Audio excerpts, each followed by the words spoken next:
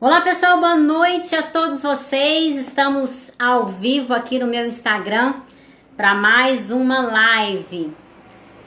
Boa noite, sejam todos muito bem-vindos. Boa noite, boa noite, boa noite. Eliette Ferreira, obrigada por estar aqui. Conselheira Nardélia, obrigada. NN, beijo para vocês. Meu amigo Lauro Trindade já está conectado. Muito boa noite, pessoal.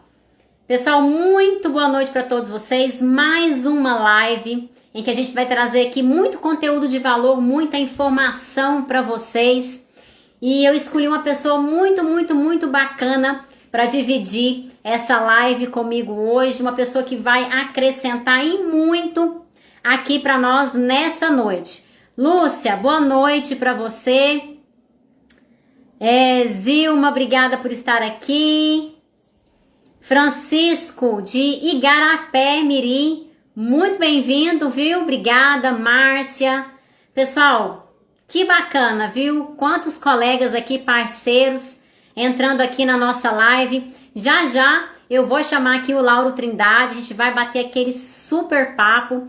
Vamos falar das deturpações das atribuições do Conselho Tutelar e de crenças limitantes. Um tema muito atual e que eu tenho certeza que vai abrir a sua mente, vai virar a chavinha e vai fazer a diferença no seu dia a dia se você começar a implementar essas técnicas para melhorar aí o seu desempenho profissional, ok? Conselheiro, Lúcia Carla, Elaine entrando também. Pessoal, que bacana, viu? Pessoal, olha só, pra gente já começar aqui na nossa live com muito conteúdo, muita animação, eu quero pedir para que vocês participem conosco, tá? A gente vai pedir aqui para vocês darem aqui feedbacks, dar um joinha, concordar, discordar, e vocês vão aqui tocando o barco com a gente, tá bom? Mas antes de eu começar aqui, eu queria agradecer a você por estar aqui, parabenizar você por estar aqui, porque eu tenho certeza que você teria muitas outras coisas importantes para fazer e você tirou um tempo do seu dia para estar aqui conosco, compartilhando conosco aí a sua experiência e a gente compartilhando a nossa experiência profissional também com vocês. Pessoal, olha só, tem muita gente nova entrando, muita gente nova entrou no meu Instagram nos últimos dias, então pode ser que muitas pessoas ainda não me conheçam. Então, eu vou aqui me apresentar para vocês e logo após a minha apresentação, eu vou chamar aqui esse cara super bacana que tem sido um parceiro nosso, que é o Lauro Trindade, para a gente começar aí esse bate-papo que vai ser muito legal para todos nós, tá bom? Então, pessoal, olha só, eu sou Larissa Lira, eu tenho 36 anos de idade, estou conselheira tutelar pelo meu segundo mandato, mas eu sou advogada, eu sou especialista em direito público e antes de eu ir para o Conselho Tutelar, eu advoguei por 10 anos em diversas áreas. Então, eu advoguei na área da família, consumidor, civil, infância e juventude. E foi nesse período que eu fui escolhida pelo escritório de advocacia onde eu trabalhava, que era um escritório de família, para lidar com essas ações, com esses clientes, que me despertou então um desejo muito forte de trabalhar com muito afinco nessa área. E então eu soube que estava tendo um processo seletivo de escolha para conselheiros tutelares aqui na minha cidade, Uberlândia, Minas Gerais. Isso foi em 2015. Então eu passei pelo processo seletivo de escolha, fui aprovada em todas as etapas e iniciei então o meu mandato em 2016. Então, desde 2016 estou nessa função. Eu costumo falar para todo mundo que eu me encontrei profissionalmente estando ali no Conselho Tutelar. E assim, é um órgão que eu admiro muito, que eu respeito muito. E sintam-se assim muito à vontade comigo, porque eu sei, eu passo e já passei por muitas dores que hoje vocês talvez possam estar passando. Então, Eu estou aqui para poder contribuir com vocês, a minha experiência profissional, os avanços que nós tivemos, e eu gostaria muito que vocês pudessem então depois compartilhar essas experiências nossas que nós vamos conversar com vocês aqui hoje, né? O Lauro Trindade vai entrar aqui, vai falar também das experiências dele, né, nessa área, e é sempre bom a gente ouvir experiências para a gente poder conseguir absorver melhor o que a gente está vivendo, entender o processo e, enfim, a gente conseguir avançar nas melhorias para a categoria, para o órgão e para o sistema de defesa e garantias da criança e do adolescente como um todo. Então, sejam muito bem-vindos, boa noite a todos vocês e obrigada mesmo por vocês estarem aqui, tá? Eu vou chamar aqui então o Lauro Trindade para a gente começar esse super bate-papo aqui, tá? Esperem aí só um minutinho. Que já já ele vai entrar.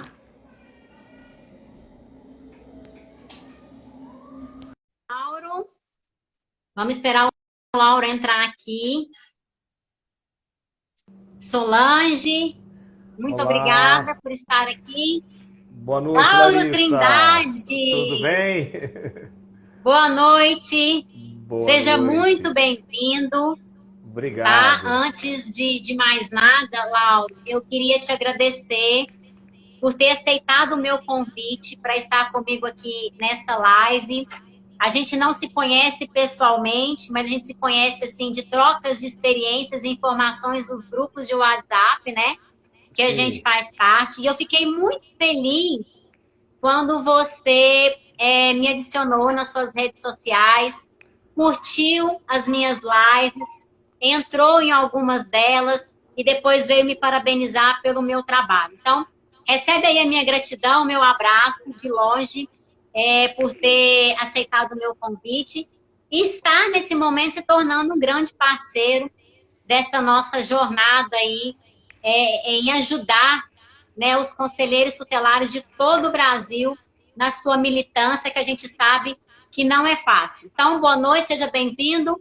A palavra é com você. Eu gostaria que você desse as boas-vindas e falasse um pouquinho de você também para o pessoal que está com a gente nessa noite. Boa noite, Larissa. Boa noite para todos. Para mim é um prazer muito grande. Você tocou num assunto bem legal, que é muito de mim enquanto profissional da área, enquanto palestrante, enquanto militante em direitos humanos de crianças e adolescentes. Porque nós somos profissionalmente palestrantes, né? Mas somos também, ou melhor, nós somos militantes e profissionalmente somos palestrantes, que é o nosso trabalho que a gente faz e faz com muito carinho já há bastante tempo. E eu vi dia desses no seu Instagram, não sou muito de olhar o Instagram das pessoas não, né? Mas eu vi no teu Instagram alguma coisa de tipo evidenciar a luz do outro, não apaga a sua, falar bem do outro, alguma coisa nesse sentido, né? Eu acredito sempre assim, quanto mais pessoas a gente tiver nessa seara de capacitação, de mentoria, de informação, de formação, melhor. Eu acho super importante a gente entender isso, porque assim, lá atrás, você falou de 2015, lá atrás em 2014, se eu não estou enganado, eu estava no Conselho Tutelar ainda, e eu fui numa capacitação em São José do Rio Preto. E lá estava capacitando, estava fazendo a formação a Maduca Lopes, que se tornou depois uma grande amiga querida e mineira, né? Uma grande amiga querida, eu tenho grandes amigos em Minas, né? Agora você, tem a Maduca Lopes, tem a Beth Franca, tem a Vanessa Lopes Léo, tô falando só das mulheres ainda por conta do 8 de março, tá? Entre outros palestrantes. E a Maduca fez uma fala muito bacana, muito legal, que ela disse assim, olha, todos vocês, éramos todos conselheiros, todos vocês que estão aqui, todos vocês podem ser formadores, capacitadores em potencial, porque, como diz a Bíblia, o campo é grande e poucos são os cefeiros. Eu peguei aquilo para mim, nem imaginava, nem sonhava, né? E depois, ao sair do Conselho Tutelar, aí em 2017, aí eu comecei a passear por esse caminho. E já aproveitando, então, já desde 2017, que eu tenho trabalhado com formações, com capacitações, com palestras, para conselheiros tutelares e também, ou juntamente também, com toda a rede protetiva, porque até é algo legal a gente pontuar. Hoje, quando me chamam, Lauro, a gente precisa fazer uma capacitação para o município. Eu digo assim, olha, se não for com a rede protetiva, então nem me chama, porque não tem sentido você fazer capacitação apenas para 5 conselheiros tutelares que vão trabalhar com a rede protetiva. O conselho é parte da rede protetiva, ele é a rede protetiva, mas como é que você vai se capacitar 5 conselheiros e não capacitar toda a rede protetiva? Então, desde 2017 a gente tem feito esse trabalho de capacitações, de formações, né? Fui conselheiro tutelar por 2 mandatos, fui conselheiro de direito também por 2 mandatos e na área do terceiro setor já há alguns anos trabalho, agora não, mas trabalhei como educador social, mais voltado para a área da arte, né? Então, arte educador. E a gente está aí fazendo esse trabalho do Pensando Fora da Caixa, que é um trabalho que eu costumo dizer que não é melhor nem pior, é um trabalho diferente. É um trabalho que eu trago muito o viés do lúdico por conta dessa minha veia mais artística, desde os meus 8, 9 anos, 10 anos de idade, estar envolvido com questões de música. Então, eu comecei a trazer essa questão da música, do teatro, da ludicidade para dentro do contexto das capacitações. Até, já terminando para te repassar, as pessoas às vezes falam assim, poxa, mas as capacitações do Lauro, eu só vejo cantoria, eu só vejo aquela brincadeira. Eu falei, porque você vê uma parte da capacitação. Eu passo 3 dias dentro de um município. E no último dia, eu passo 2 dias e meio só pontuação técnica, faltando metade daquele ciclo no último dia, na parte da tarde, lá para 3 horas da tarde até 5 horas, aí eu preciso de desafogo, eu preciso cantar, eu preciso fazer com que as pessoas tornem a relembrar tudo aquilo que a gente falou, agora de uma parte mais lúdica, de uma forma mais lúdica, e por aí a gente vai fazer esse trabalho. Então, é isso. Né? Para mim é uma satisfação muito grande, estou vendo várias pessoas que estão aí, várias pessoas queridas, vários amigos. Não dá para a gente nominar todo mundo, porque também o Instagram é muito rápido, mas é um prazer muito grande estar aqui com vocês. Eu que agradeço, fico muito feliz de a gente estar aí também nessa luta, porque eu sempre tive o desejo de poder ajudar pessoas, né? Então eu encontrei no meu trabalho, passando por dificuldades ali, por enfrentamentos, a possibilidade de eu poder também estar ajudando de alguma forma. Então, desde 2016, quando eu entrei, eu comecei a fazer palestras dentro de escolas, em ONGs, universidades, levando um pouco, né, do Conselho Tutelar. E isso se tornou uma paixão, tanto é que hoje, sim, eu sou também uma palestrante profissional, sou coach treinadora, sou mentora, né?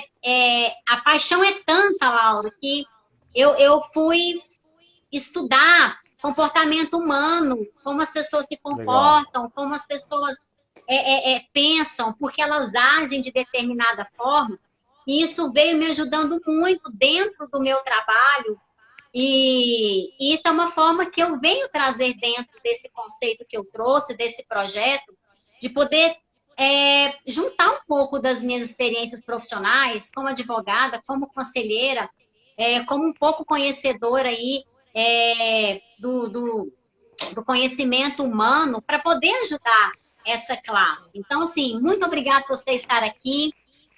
Pessoal, se vocês ainda não nos seguem nas redes sociais, segue a mim, segue ao Lauro. A gente tem muito conteúdo de valor que vai poder ajudar muito vocês no dia a dia de trabalho, ok? Lauro, então, o assunto que a gente escolheu para falar hoje, eu acho que é um assunto, assim, muito, muito, muito, muito importante. É um assunto que, de fato, me incomoda, traz uma certa dor para os conselhos tutelares, porque, apesar de a gente ter aí mais de 30 anos do Estatuto, a gente sabe que as distorções, as mentiras, né, as deturpações que contam a respeito do Conselho Tutelar ainda não acabaram. E são muitos os conselhos tutelares que sofrem com isso no seu dia a dia, na execução do seu... jogam que dão para ele uma certa carga que não é dele. E eu acho que é disso que a gente precisa estar sempre conscientizando os conselheiros tutelares, porque a gente sabe que não é fácil a gente poder mudar de um dia para a noite uma concepção, uma ideia, né, que se formou ao longo desses anos todos.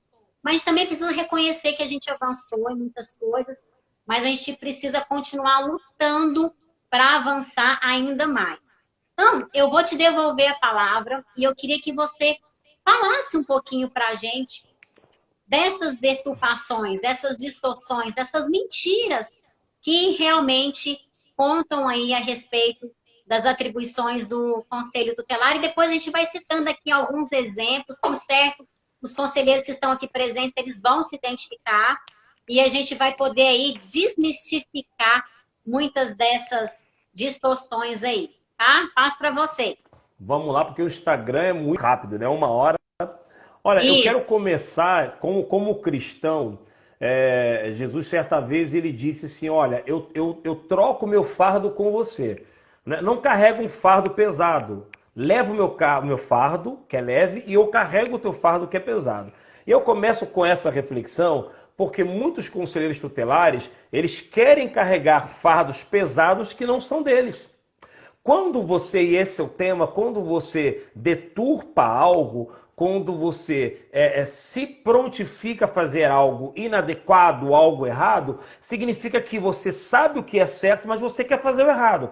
Isso serve para tudo, inclusive para a vida, inclusive para estar conselheiro tutelar. Então, o grande problema que a gente tem hoje é que a gente tem 3 classes de conselheiros tutelares, a saber, o conselheiro tutelar que sabe, que ouve, que estuda, que assiste as suas lives, que assiste aos meus TikToks, e ele vai fazer o certinho, que ele lê o ECA acima de tudo, porque nem eu nem a Larissa somos donos da verdade. A verdade está inclusa lá no Estatuto da Criança e Adolescente, nós somos, às vezes, portadores daquela verdade. Então tem aquele que ele vai trabalhar direitinho, porque ele sabe certinho. Existe aquele que não estuda, que não lê, que é capenga, que fica dependendo de grupos de WhatsApp, que depende de tudo, que nunca delibera em colegiado, que nunca dialoga, que nunca discute e que vai fazer errado. Por quê? Porque ele não quer estudar. E já tem aquele que ele sabe o que é certo, ele sabe o que está na lei, mas ele gosta de fazer o errado. Dia desse eu estava conversando com um conselheiro, uma orientação que eu dei. Olha, porque o município disse que eu tenho que fazer isso. Eu orientei. Olha, você tem que fazer assim. O artigo 107 do ECA diz sobre isso a delegacia. Os 231 também sobre isso. Isso é um trâmite de ato infracional, não compete ao conselho tutelar, papá. E no final o conselheiro falou assim: mas a gente vai fazer assim porque o anterior, os colegiados anteriores faziam e a gente está acostumado. A vontade que eu tinha de verdade era falar assim: o abençoado, o enviado de Balaão, o servo do Egito. Então por que você fez eu perder 10 minutos, 20 minutos preciosos da minha vida? Então tem coisa que a gente pensa que a gente não pode falar. Então o grande problema é que os conselheiros tutelares gostam.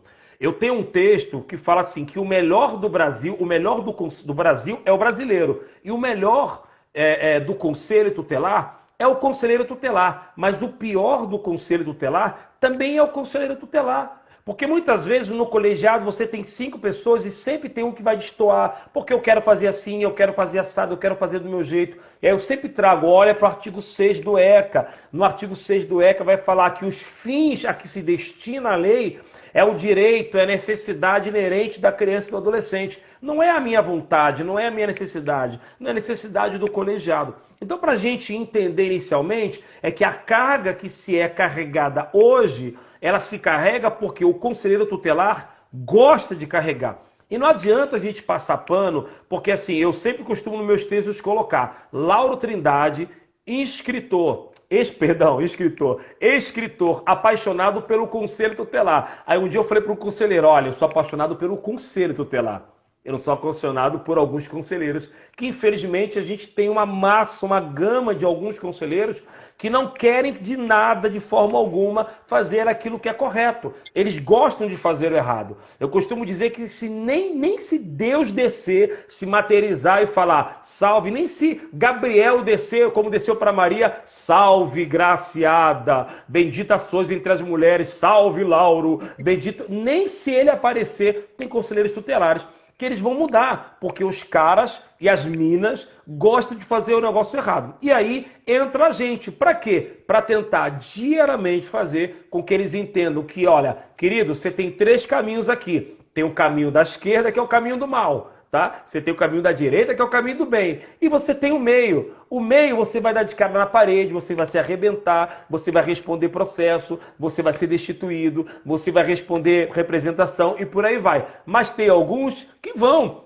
Para terminar, tem conselheiro tutelar que chega e fala assim, olha, nós queremos ir lá no prostíbulo, porque tem uma adolescente se prostituindo. Eu falei, já começou errado, porque criança e adolescente não se prostitui. Criança e adolescente sofrem a exploração sexual de criança e adolescente. Mas você não tem que ir lá, isso é a polícia, flagrante. Não, mas eu queria que você colocasse no ECA, mostra pra mim no ECA, mostra na resolução do CONANDA, onde é que eu devo fazer. Eu falei, querido, só se for no ECA lá de outro país. De repente procura no ECA da Coreia, no ECA do Japão, no ECA do sei lá onde for. Porque no ECA, na Lei 8.069 de 1990, que eu conheço, não tem nada sobre isso. Ou seja, as pessoas querem, né? É a mesma questão quando a gente fala no cristianismo, agora finalizando mesmo, quando você fala de cristianismo, quando você fala de protestantismo, quando você fala de igreja católica, tem uma palavra chamada pecado. E pecado nada mais é do que errar um alvo.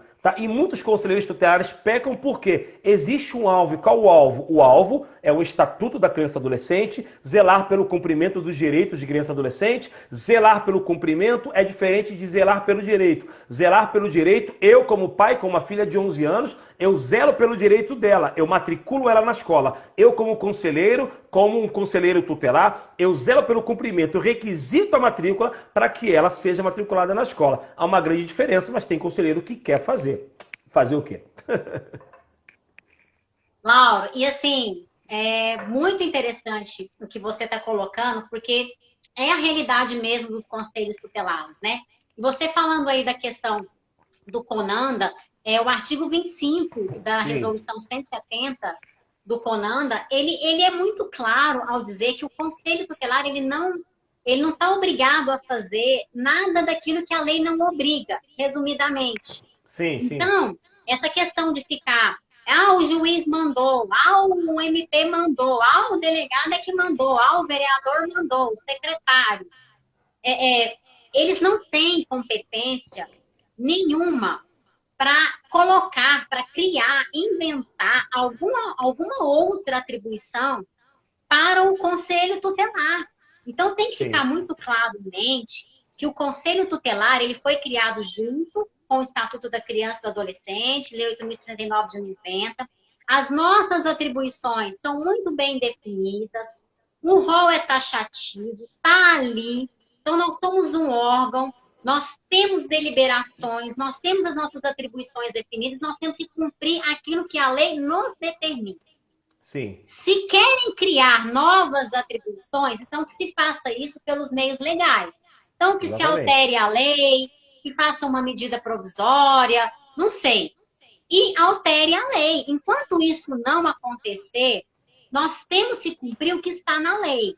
Eu como operadora do direito, eu sempre me pautei na lei para fazer todas as minhas defesas. Então, quando eu tenho a lei e eu tenho respaldo nela, eu tenho a garantia.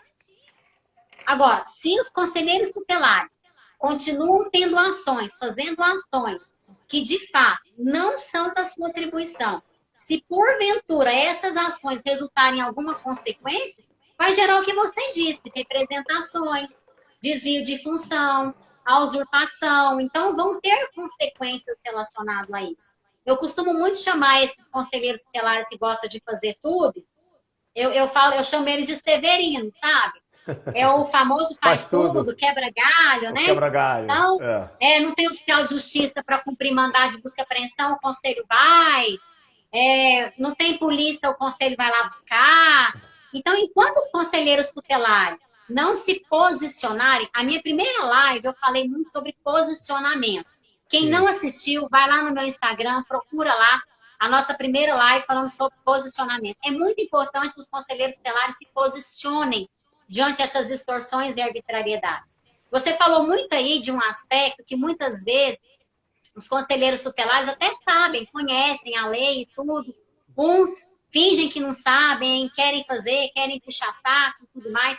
Mas tem muitos conselheiros tutelares que, às vezes, mesmo conhecendo, mesmo sabendo da lei, eles fazem aquilo que estão determinando para ele por medo. Medo de represália, medo de serem, né, retalhados, medo de serem de chacotas, né, de falar que eles são preguiçosos, de que não faz nada. A gente escuta muito esse conselho tutelar, não faz nada, né? Sim. Então, Laura, assim, eu fico muito feliz em ouvir a sua fala, porque me dá a sensação de que eu estou no caminho certo, Tá e de certíssimo. que durante toda a minha trajetória como conselheira tutelar, por mais que por muitas vezes eu fui mal entendida, mal vista, mal interpretada, eu sempre mantive o meu posicionamento e eu sempre tive muito isso de uma forma muito clara com o meu colegiado. Então, você ter diálogo com o seu colegiado, vocês entenderem bem, saberem dialogar, saberem conversar, como você mesmo disse, eu não sou a dona da verdade, você não é, mas nós somos instrumentos, a gente já tem uma certa experiência. E a gente sabe que a cada mandato sempre entram novos conselheiros tutelares. E eu queria que você falasse um pouquinho da importância, Lauro, que é a formação e a capacitação continuada desses membros. Por que que isso é tão importante? Porque, assim, por mais que eu tenha, né, uma certa...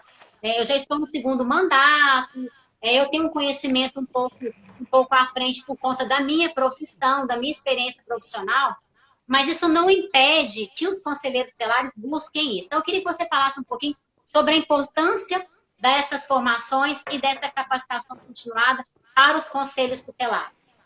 Antes de eu falar sobre isso, eu vou ser bem breve, deixa eu fazer 3 pontuações que você trouxe sobre juiz, promotor e a resolução do CONANDA.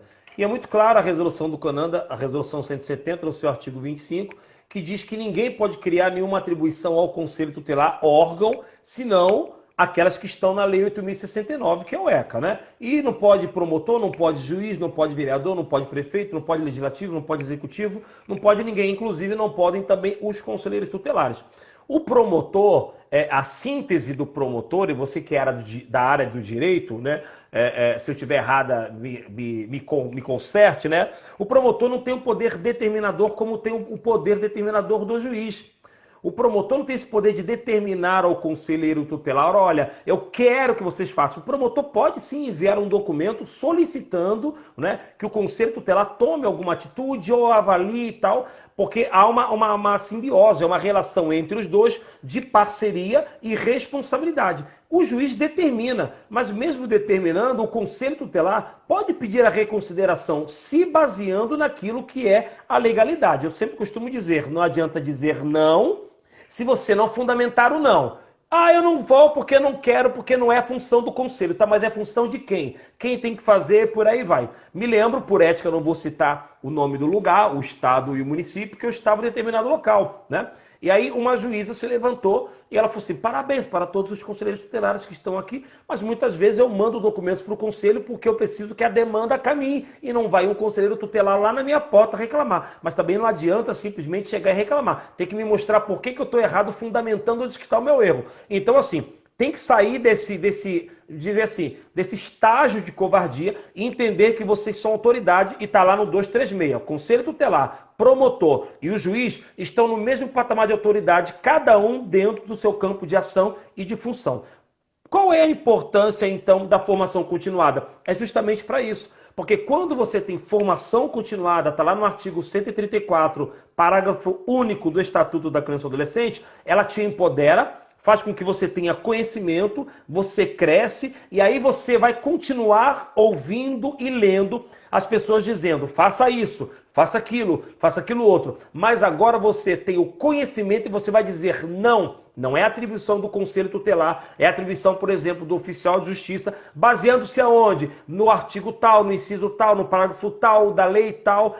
O conselheiro tutelar tem que ir lá na delegacia de polícia. Não, porque ato infracional não compete, artigo 107. O que diz? Você vai informar pai, mãe, responsável, pessoa por ele indicada, artigo 231, e por aí vai. Quando você se atribui, quando você agrega, quando você aprende através da formação continuada, você vai ter sempre a resposta, que vai ser positiva no campo da responsabilidade para o outro e da tua responsabilidade. Mas veja bem, é formação continuada. Tá? O que os conselheiros tutelares precisam entender é que esse nome formação continuada é o que o nome está dizendo. É uma formação contínua. Você entra, o ano de 2020 não foi um ano perdido, apesar do que as pessoas falam, mas o ano de 2020, para aqueles que entraram, foi um ano muito difícil. Chegou março, pandemia, voltou lá para outubro, ou seja, não deu tempo de fazer muita coisa. Mas agora no ano de 2021, digamos, tem uma formação agora em janeiro, ou fevereiro, ou março, e não dá para o gestor da pasta da assistência social, não dá para o executivo, não dá para o presidente do semideicial, seja lá o que for, dizer assim, ó, vocês têm uma capacitação agora e a outra só se tornar a entrar no conselho tutelar, ou uma agora e uma outra no final. Não, é formação continuada, é a formação inicial mostrando os parâmetros da relação do conselho tutelar com os demais atores do sistema de garantia de direitos, é formação falando sobre as questões específicas da lei da busca imediata, ou seja, são várias questões que você tem que aprender paulatinamente. Não adianta porque você passa 4 anos dentro do Conselho Tutelar e é como você político, né? Eleito. Você está lá como presidente, governador, vereador. Quando você está chegando no finalzinho, Larissa, aí que você começa a aprender, você fala, caramba, agora que eu aprendi eu vou sair. Então a formação, ela é contínua, é diária, é todo dia, todo momento. Olha só, o prefeito não está querendo pagar. Aí eu elaborei uma situação que eu falo muito aqui nas minhas palestras e capacitações. Vamos lá. Quando o artigo 134 fala de formação continuada, ele não está dizendo assim, formação continuada apenas somente com capacitações com Lauro, ou com Larissa, ou com Luciano Bettiati, ou com Marcelo Nascimento, ou Maduca Lopes, ou Bete Frank, por aí vai. Não, formação continuada é uma formação contínua, tudo aquilo que te agrega para que você possa crescer no âmbito do teu trabalho.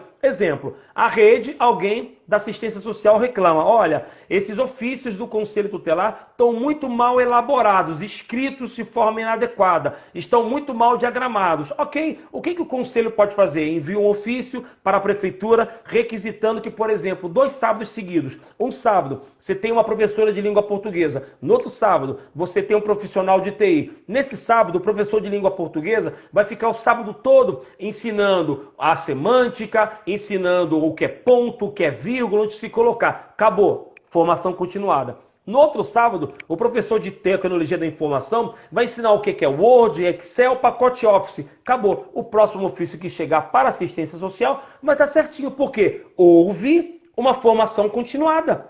Formação continuada, gente, não é só palestra, não é só congresso, não são só simpósios. Isso é importantíssimo, eu amo participar. Mas formação continuada é tudo aquilo que continuamente é agregado ao teu conhecimento enquanto conselheiro tutelar para que você possa executar da melhor forma possível o seu trabalho. Formação continuada, live. Formação continuada, textos. Formação continuada, tudo aquilo que vem te agregar. Não dá para ficar, Larissa, igual muitos conselheiros ficam, eu vou esperar cair do céu na hora que o prefeito quiser fazer uma capacitação para a gente. Você vai morrer no conselho.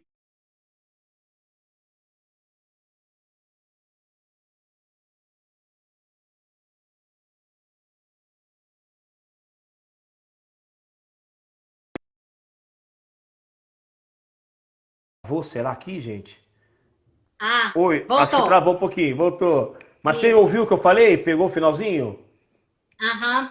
Então eu costumo dizer assim, que os conselheiros precisam também dar um up, né? Vamos dar um jeito. Mas eu tenho uma capacitação com a Larissa lá em Belo Horizonte, querido. Faz assim, ó. A prefeitura não quer fazer? Investe em você. Tira do teu bolso, compra passagem de avião, investe em você, compra passagem de ônibus, passa 2 horas dentro, 2 dias dentro do ônibus, pega um hotel, invista em você, porque vai passar 4 anos e a prefeitura, infelizmente, não vai fazer. Lauro, mas não é obrigação da prefeitura? É sim obrigação da prefeitura e você deve cobrar de forma ordeira isso à prefeitura e se ela se isentar ao Ministério Público, que é o fiscal legalizador. Tá? É o fiscalizador da lei. Agora, enquanto não faz, não fica parado esperando cair, porque não vai cair. A grande realidade, e eu finalizo aqui, é que muitos gestores públicos não estão nem aí para o Conselho Tutelar. Você falou da criação do Conselho. O Conselho Tutelar muitas vezes é apenas aquele filho que foi entregue para aquele pai e que ele obrigatoriamente tem que cuidar. Porque quando a gente fala de órgão permanente no artigo 131, significa que ele, uma vez criado, como diz um grande amigo meu, ele não pode ser mal criado. Uma vez criado, não pode desfazer o conselho tutelar. Então é uma responsabilidade que eles têm que assumir, mas tipo, tô nem aí. Então formação continuada é importantíssimo para o teu crescimento enquanto conselheiro tutelar. Laura, eu vou só listar aqui bem rapidinho algumas das Sim. distorções mais recorrentes que a gente percebe no dia a dia, que o pessoal comenta com a gente. A gente vai fazer um bate e volta, tá? Vamos lá. Eu elenquei aqui, por exemplo, fiscalização de bares, boates e festas. Isso não compete ao Conselho.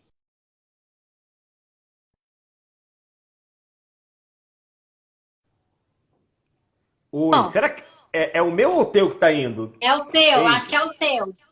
é o meu. Deixa eu fazer um negócio aqui. Eu vou tirar ele então aqui da.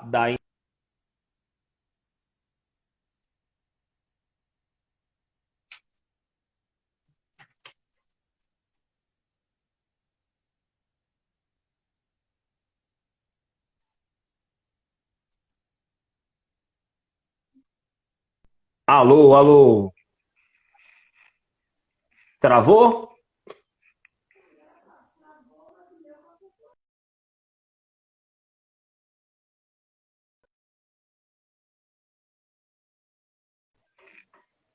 Voltou, voltou.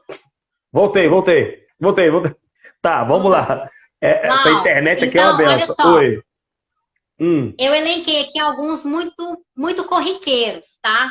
Então, ó, fiscalização sim, de bares, boates e festas, que é um grande equívoco. E a gente sabe que tem sim, muito conselheiro tutelar que até hoje ainda se propõe a isso. A sim, fiscalização, que é uma obrigação do auditor fiscal do trabalho, juntamente com a Delegacia Regional do Trabalho, e eles acham que simplesmente por se tratar de criança e adolescente, jogam essa responsabilidade para o conselho.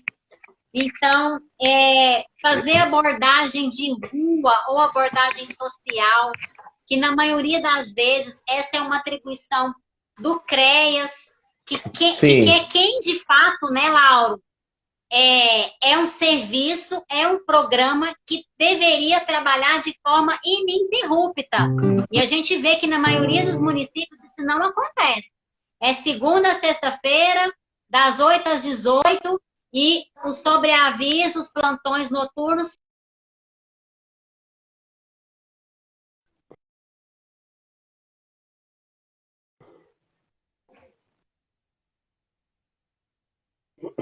Sim. Fazer blitz.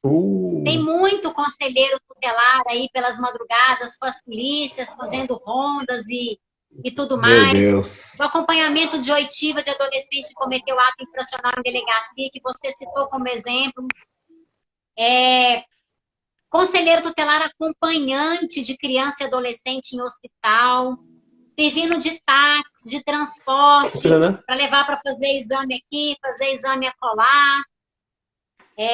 Substituindo pais irresponsável, intervindo em questões de conflitos familiares. A gente sabe que isso acontece demais. Às vezes a mãe vai lá no conselho falar que o pai não está pagando pensão alimentícia, aí o conselheiro tutelar liga lá para o pai, cobra a pensão alimentícia do pai, né?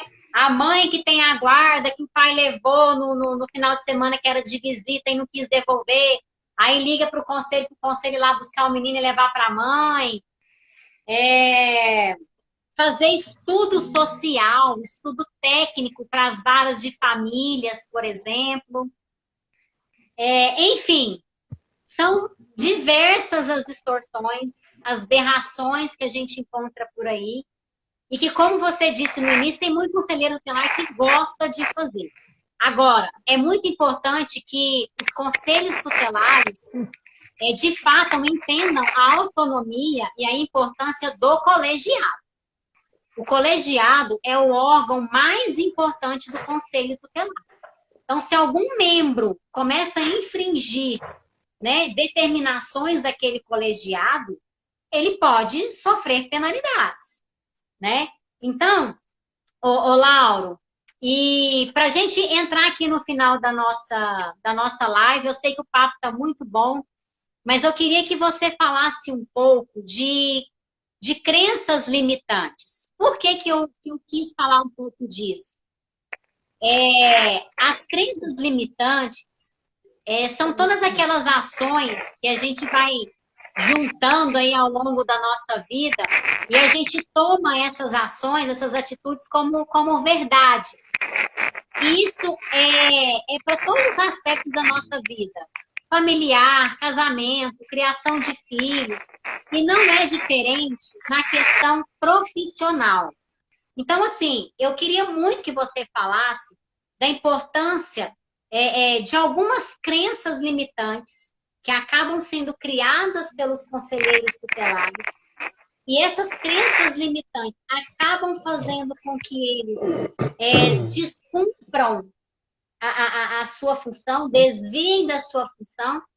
E se é ou não possível a gente conseguir ressignificar essas crenças que ao longo desses 30 anos foram criadas e que faz a gente, às vezes, bloquear e não agir da forma correta. Fala um pouquinho pra gente. Vamos lá, tá dando a imagem está indo e voltando, mas acho que agora vai estabilizar.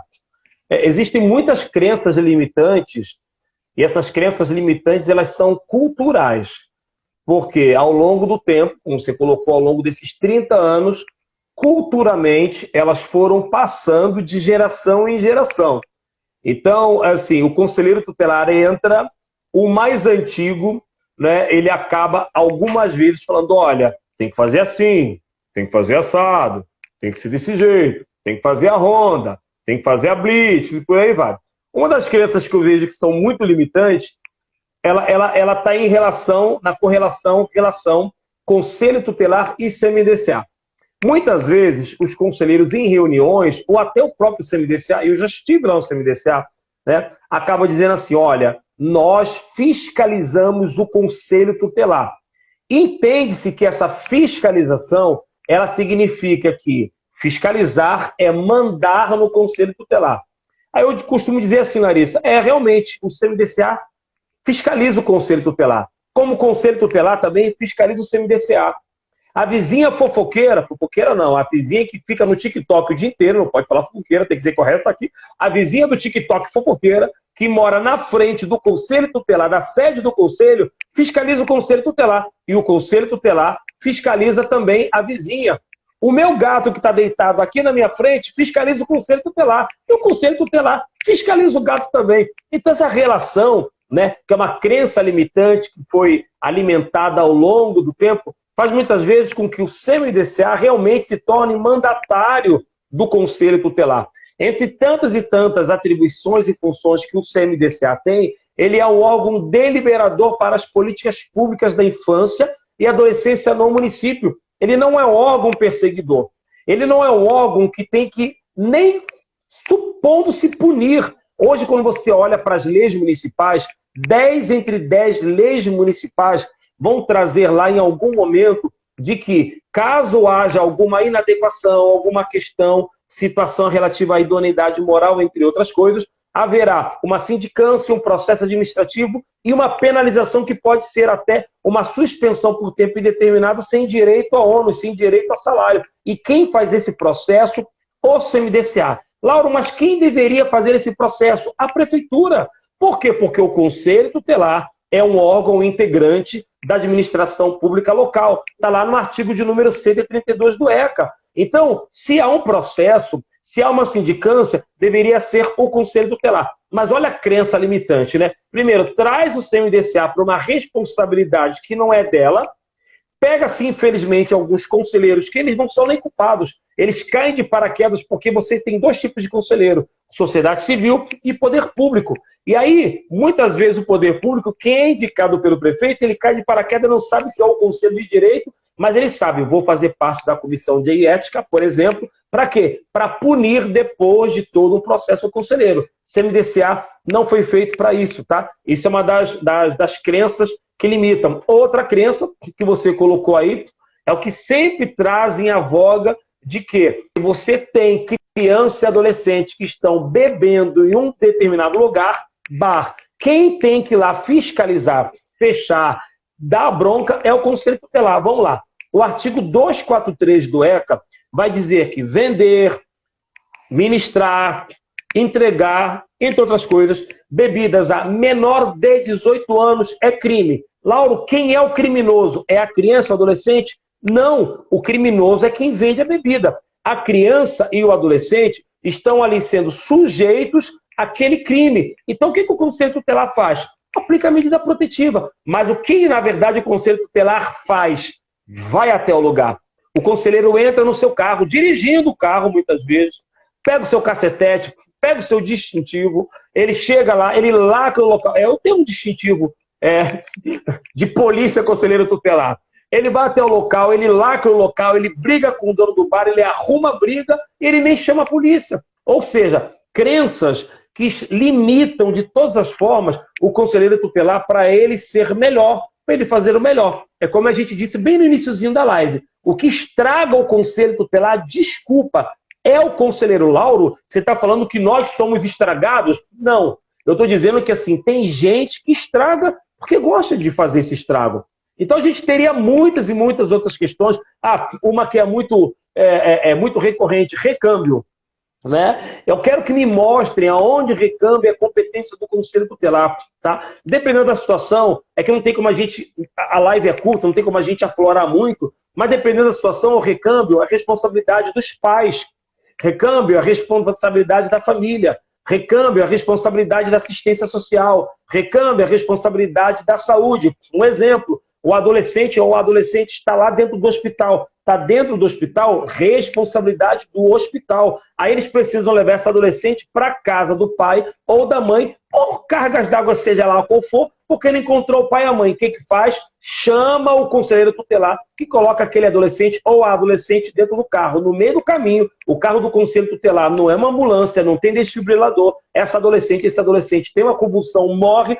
Procura aí um bom advogado que vá para Bangu 1, vá para Bangu 2, vá para Tremembé, seja lá onde for. Quem tem a responsabilidade de fazer esse recâmbio? Levar até o hospital, levar até a casa, o hospital. Lauro não encontrou ninguém. Artigo 13 do ECA, ele é muito claro. Ele diz que o Conselho Tutelar, ele é comunicado. E o que acontece com o hospital? Ele toma as demais medidas necessárias que cabem a ele, que inclusive é levar esse adolescente ou a adolescente até a casa ou ficar com ela dentro do hospital, porque no hospital tem assistente social, tem psicólogo, tem toda uma equipe que trata isso tudo para a demanda e necessidade dela. Então a gente tem várias crenças limitantes, como o nome mesmo diz, são coisas que a gente criou como cultura ao longo do tempo para o Conselho Tutelar e a gente até coloca dentro do regimento interno para tornar a ilegalidade uma legalidade. E por aí vai. E aí eu termino trazendo um texto, né, que fala que Davi queria Acabe queria a vinha de Nabote. Tá? Nabote, Acabe um grande rei de Israel, e Nabote um pequeno homem que tinha só uma vinha que produzia vinhos, né, uvas, né, que aquilo ali era a herança dele. E aí o que ele fala? Acabe fala assim, eu quero comprar. Ele fala assim, olha, meu rei, é minha, é herança minha. E o que Nabote faz junto com Jezabel? Vai lá, escreve cartas para um monte de gente, dizendo que Nabote era um cara ruim e que estava falando mal de Deus e falando mal do rei. E o que eles fazem? Apedrejam Nabote, tomam a vinha de Nabote e se apoderam. Ou seja, o que eu quero dizer com isso? Muitos conselheiros tutelares se apoderam da verdade, da ilegalidade, para transformá-la numa legalidade. Eu pego o que é errado, jogo dentro de regimento interno para tornar aquilo que é certo. Para quê? Para amanhã ou depois, quando eu e você entrarmos no conselho tutelar, a gente simplesmente fala assim, opa, isso é certo. Mas é uma grande ilegalidade. Foi uma ilegalidade que se tornou uma verdade, mas continua uma grande ilegalidade.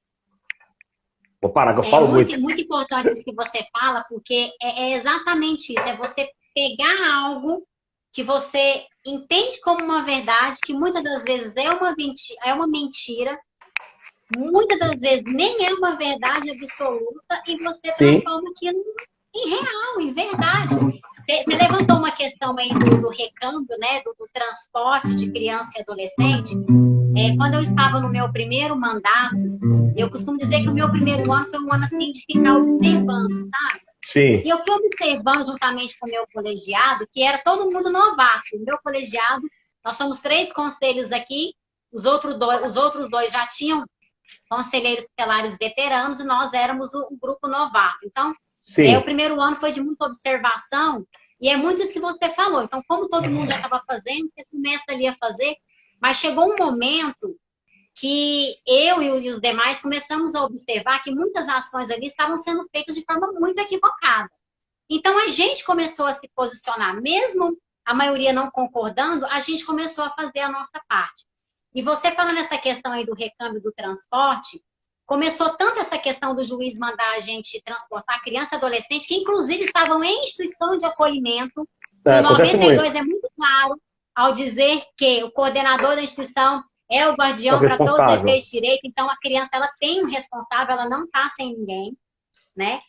E, como você disse, a priori, a responsabilidade é de pai e de mãe.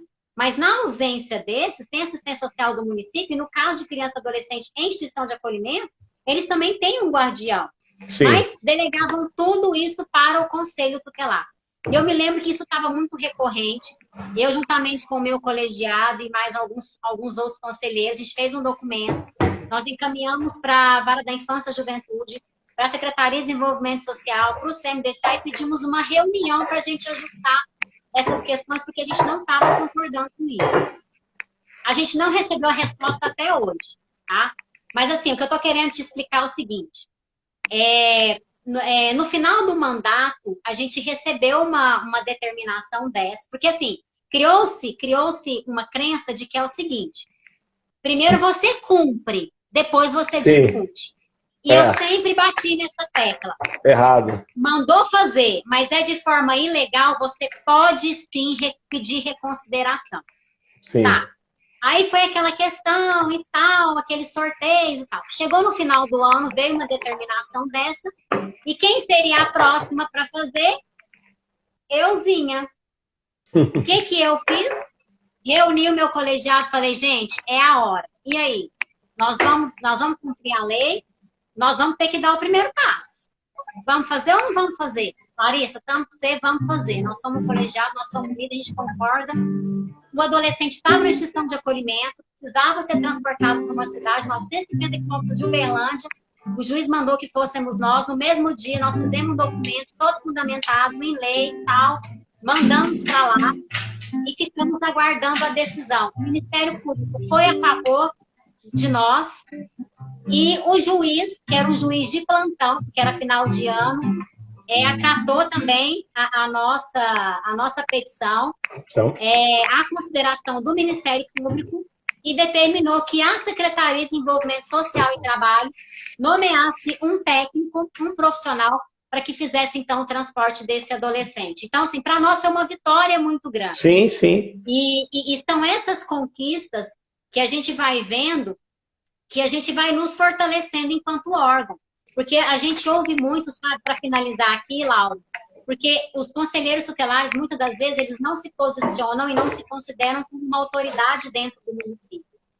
Eles se sentem muito subordinados a outras autoridades. Enquanto os conselheiros tutelares não entenderem que eles são uma autoridade, que eles não estão subordinados a autoridade nenhuma e que eles não estão obrigados a fazer nada daquilo que a lei não os obriga, a gente vai continuar vendo conselhos tutelares sendo desrespeitados, não sendo reconhecidos, como a gente sempre quer e sonha que seja. Então, fica aqui um alerta para todos os conselhos tutelares, os conselheiros tutelares, que se posicionem, estudem, busquem conhecimento, não fiquem esperando de prefeitura. Tem muita gente bacana, inteligente, com competência para te dar um curso, para te dar uma formação, para te dar uma capacitação. E aproveite isso. E isso é para você, é para o seu crescimento pessoal e profissional. Então, tira um pouquinho do seu bolso, recompense para você, porque isso pode evitar muitas tristezas, muitos constrangimentos para você durante o seu período de mandato. Laura, eu acho que o nosso tempo ainda faltam uns minutinhos, né? 4 minutinhos. Você, o povo tá pedindo música. As suas considerações finais. E depois volta para mim e a gente finaliza essa live. E a gente vai marcar outras. Para a gente poder estar batendo aí papos e papos, viu? Então, volto com você. Galera, eu quero agradeço a Larissa, primeiramente, agradecer a todos vocês, né? É muita informação para pouco tempo, mas eu acho que a gente consegue passar de uma forma diferente, dinâmica, algumas informações para que possa agregar ao conhecimento de vocês, tá? Vou fazer uma música aqui, que eu sempre trago música nas lives que eu participo, que fala justamente sobre isso, que estar conselheiro tutelar não pode ser modinha, tá? Tem que ser modão. Siga aí a Larissa, o pessoal que me segue, eu vi muita gente aí, siga a Larissa no Instagram, siga a Larissa no Face, outras mídias, o pessoal que segue a Larissa me segue também, vamos fazer essa dobradinha e precisando, chama a gente aí no direct, tá bom? Vamos lá? 1, 2, 3. Se for pra ser CT e não trabalhar direito, eu nem quero. Se for pra ir pra rua fazer blitz pra polícia, eu nem quero. Por isso que a gente combinou, é trabalho certo, meu amor. O meu CT não é modinha, CT é meu modão e trabalha junto certo todo dia, não faz recâmbio e apreensão. O meu CT não é modinha, CT é meu modão. Eu tô fora de fazer coisa errada e nesse bolo entro não. Pronto, dá pra cantar muito, não, senão o tempo acaba. Bom demais. Uau, isso. Muito obrigada pela sua participação. Obrigado. Você ter aceito o meu convite. E eu também estou aqui à sua disposição. Opa. Precisando da gente, precisando de mim, pode contar comigo. E nasce aqui uma amizade, nasce aqui uma parceria. E reforçando o que o Lauro falou, gente, me segue nas redes sociais, Instagram, no Facebook, meu canal no YouTube, ele é novo, mas tem muito conteúdo, eu já consegui postar muito vídeo de valor aqui. lá. É youtube.com/Larissa Lira, vai lá, tem bastante vídeo, tem vídeos falando sobre mim, sobre as atribuições do conselho, tem muita coisa bacana, tá? Vídeos rápidos para vocês conseguirem absorver de forma clara e objetiva muitas coisas aí que vão ajudar vocês no dia a dia, tá? Ó, um forte abraço, um beijo para todos vocês. Laura, muito prazer obrigada. Todo meu. Viu? Um prazer estar com você aqui, dividindo essa live, essa tela com você. Já conhecia vocês, de ouvir falar, minha admiração é muito grande por vocês, tantos outros profissionais que dedicaram as suas vidas para poder ajudar esse órgão, essa classe, que é tão importante para a nossa sociedade. Então, parabéns para você, parabéns para os demais, parabéns para todos vocês que estiveram com a gente aqui. A gente teve um número muito grande de pessoas. Continuem nos seguindo, vejam os nossos vídeos, mande feedbacks, né, Lauro, para a gente. Opa, importante. Vai dando sugestões de assuntos que vocês querem que a gente traga para vocês diariamente, e a gente está aqui à disposição. Muito obrigada, muito boa noite a todos vocês. E até o nosso próximo encontro. Fiquem com Deus, gente. Tchau, obrigado. Boa semana. Tudo de bom.